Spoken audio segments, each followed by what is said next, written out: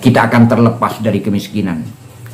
Kita akan terlepas dari ekonomi yang sangat rendah. Bismillahirrahmanirrahim. Assalamualaikum warahmatullahi wabarakatuh. Alhamdulillahirabbil alamin. Wassalatu wassalamu ala asyrafil anbiya'i wal mursalin. Sayyidina wa habibina wa syafi'ina Muhammadin wa ala alihi wa sahbihi ajma'in. Amma ba'du. Para pemirsa yang budiman, kaum muslimin dan muslimat yang berbahagia dimanapun Anda berada, mudah-mudahan senantiasa kita diberi barokah oleh Allah, kita diberi umur yang panjang, kita diberi kesehatan, diberi taufik hidayah maunah. Kita sekalian, para saudara-saudara sekalian, para pemirsa sekalian dimanapun Anda berada, amin, amin ya rabbal alamin. Para pemirsa sekalian, banyak orang berkata, saya ini sudah lelah menghadapi kehidupan. Saya sudah lelah menghadapi kemiskinan. Memang miskin itu adalah sesuatu yang melelahkan kepada kita. Miskin adalah sesuatu yang amat sangat melelahkan kepada kita. Makanya dalam sebuah petuah ya, ada sebuah petuah yang mengucapkan kadzal fakru ayyakuna kufran. Kadang kemiskinan itu akan menyebabkan kita menjadi kufur kepada Allah Subhanahu wa taala jika kita tidak bersabar, jika kita tidak bertawakal kepada Allah Subhanahu wa taala. Kerusakan yang ada di muka bumi ini, entah itu maaf-maaf, entah itu perampokan, entah itu pencurian, atau bisnis-bisnis yang sifatnya terlarang ya. Terlarang. Ya kita tahu bisnis yang terlarang, yang dilarang oleh Allah, yang dilarang secara hukum syariat, juga dilarang dengan pemerintah. Ya, kita melanggar hukum dari Allah, melanggar hukum pemerintah. Banyak orang yang berbisnis seperti itu, berbisnis yang tidak dihalalkan secara agama dan tidak halal menurut hukum-hukum negara. Itu pemicu dan penyebabnya karena kemiskinan. Karena kita mempunyai perasaan takut, kita dihantui oleh perasaan bagaimana kalau jadi orang miskin. Merasa lelah sehingga dia menempuh suatu jalan yang tidak diridhoi oleh Allah Subhanahu wa taala.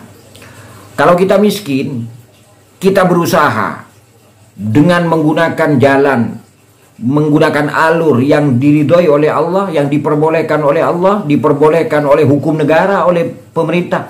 Itu halal-halal saja, tidak apa-apa. Tapi kadang kita menempuh jalan yang salah. Makanya pantas kalau ada perkataan kadzal fakru ayyakuna kufron. Ada makalah ya, ada sebuah kata-kata bijak. Kadzal fakru ayyakuna kufron. Terkadang kefakiran, kemiskinan itu mendekatkan diri kita kepada kekufuran. Andai kata kita tidak bersabar, andai kata kita tidak bertawakal kepada Allah Subhanahu wa taala. Sebab iman kita kadang dangkal, kita kadang menggerutu ya, kita seakan-akan tidak ridho, tidak ikhlas, tidak menerima apa adanya kalau kita dijadikan oleh Allah menjadi orang miskin. Itu yang kita khawatirkan. Kalau kita dijadikan orang miskin, kemudian kita bersabar, kemudian kita bertawakal, disertai kita bekerja, berusaha semaksimal mungkin, memohon, berdoa kepada Allah semaksimal mungkin tidak akan ada pengaruhnya, tidak apa-apa secara hukum. Tapi yang kita khawatirkan, iman kita dangkal pada waktu kita itu miskin, iman kita dangkal, kemudian kita akan menempuh jalan-jalan yang tidak diridhai oleh Allah, yang melanggar hukum. Itu yang kita khawatirkan. Makanya kalau kita lelah menghadapi kemiskinan, kita kembalikan kepada zat yang memberi kekayaan. Siapa itu zat yang memberikan kekayaan? Allah Subhanahu wa ta'ala. Allah yang membuat kita cukup, Allah yang akan membuat kita kaya. kita meminta, kita memohon kepada Allah Subhanahu wa Ta'ala kalau kita merasa lelah menjadi orang miskin. Caranya mudah saja. Coba kita setiap malam itu melaksanakan sholat hajat. Sholat hajat 2 rakaat, 1 salam. Tidak usah banyak-banyak. Tidak usah kita bersolat hajat 21 salam, tidak usah. Kita tidak akan mampu. Kita bukan termasuk orang yang khusus. Kita bukan termasuk orang yang ahli ibadah kepada Allah. Kita ini mempunyai sifat yang nakal. Untuk itu kita cukupkan sholat hajat dengan khusyuk 1 salam 2 rakaat. Para pemirsa pasti sudah tahu niat dari sholat hajat itu. Setelah sholat hajat, tiap malam kita kerjakan sholat hajat, kita baca 2 asma Allah, 2 dari nama Allah yang Maha Agung, yaitu kalimat Ya Ghaniyu Ya Hamid. Ya Ghaniyu Ya Hamid. Kita baca seperti itu. Ya Ghaniyu Ya Hamid. Berapa itu? Tidak tanggung-tanggung.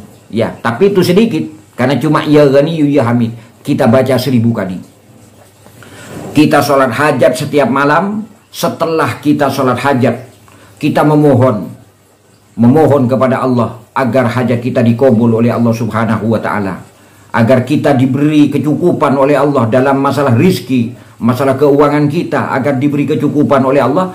Setelah sholat hajat 2 rakaat, 1 salam, kita membaca wirid dengan asma Allah yang Maha Agung, yaitu Ya Ghaniyu Ya Hamid. Ya Ghaniyu Ya Hamid, dibaca itu 1000 kali setiap malam. Tidak terlalu lama, itu sebentar.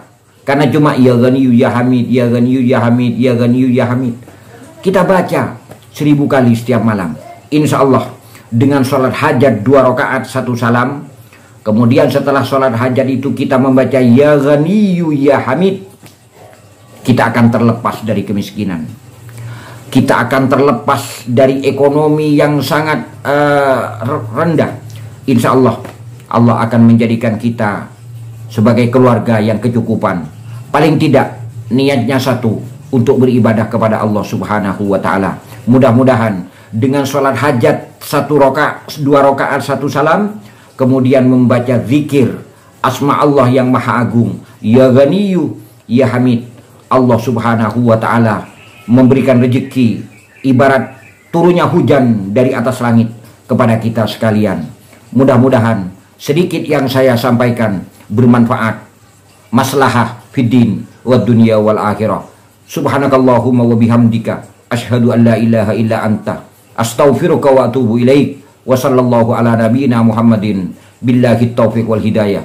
Wassalamualaikum warahmatullahi wabarakatuh.